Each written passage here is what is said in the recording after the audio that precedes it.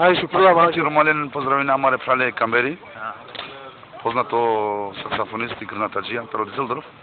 Romalin, dikena kao znako, znači kao zelenino, o Kamberi tano na SPD nego grujne ulotano. Bravo, šukri. Керал едно вербум башо Бонаква, со шаупиол бук Бонаква пани, амаро право. Да, нещо свежо, нещо. Да, нещо свежо. Яка на тиграва леске да гилия со шинджамаре папоскере, папия. Bravo. Идем from.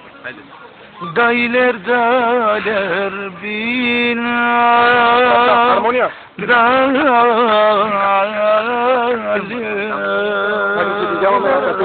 Roma parte.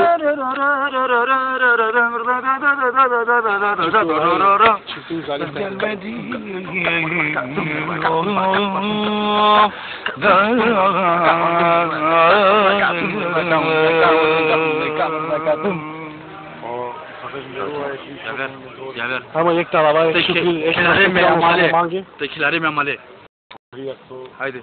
İyi bakma aşk listo komentari sokate. Televizija kate isto. Radio Kosova Pristina kate. Aj nešto Ще препащо, том казвате ми Ашкали, шум селям, шум фалва пе ми, Eva fami der. Radio Televizija Kosova. Şükmeklu.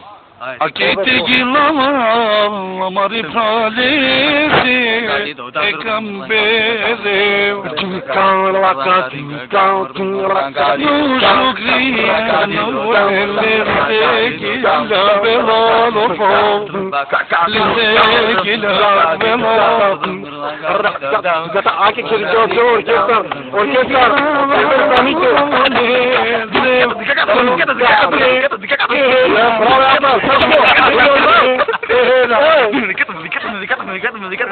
Ajde muzika Fajron Canlı Ötüver Pişame Cansover.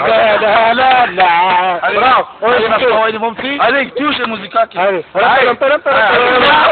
Ajde kupatilo tu širidentu već. Ama tate pa ne, na sudro. Te nas vajda kako Bonakva.